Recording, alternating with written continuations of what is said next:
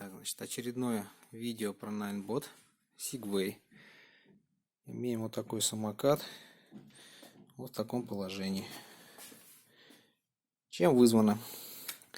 А вызвано, собственно, дребезжанием во время езды.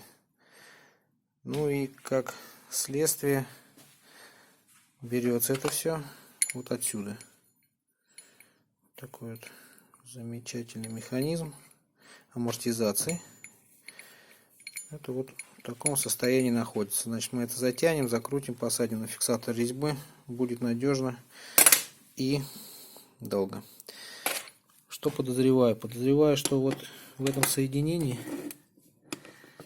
имеется вот такой вот люфт из завода. Доблестные китайские инженеры в очередной раз подложили вот такую штуку. Не знаю, на что было рассчитано. Ну, наверное, что-то как-то смещало. Дальше. Подшипники в отличном состоянии. Износ резины за 100 км пробега в принципе приемлемый. При условии, что заднее колесо и тормозим периодически вот этим тормозом. Так, было очень много вопросов по поводу того, какие размеры втулок. Если посмотреть видео раньше, втулки я заказывал у токаря. Втулки латуневые. Ну, собственно, запоминаем размеры. Потому что чертеж я потерял.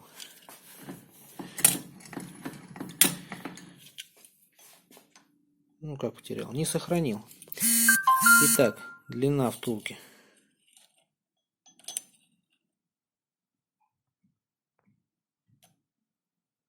Семнадцать и 9.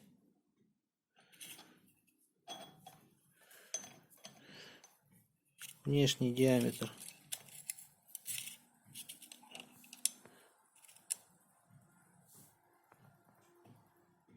14.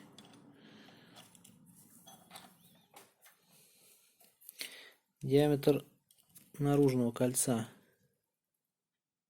18.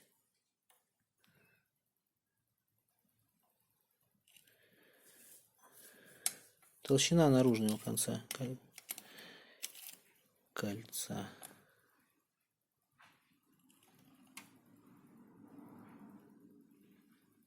2 миллиметра. Внутренний диаметр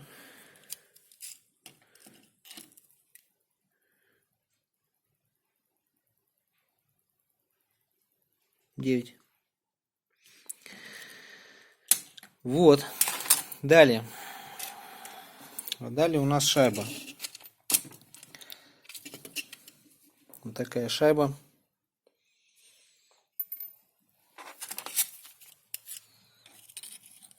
Наружный диаметр 18. Внутренний диаметр, ну, конечно же, 14. Ну, собственно, толщина 2 миллиметра. Ну, вот так выглядит этот комплект. Втулка стандартная, не переделывалась, ничего с ней не растачивалось. Дерзайте, пользуйтесь, пробуйте. Ну, будем собирать. Собранный результат покажу позже.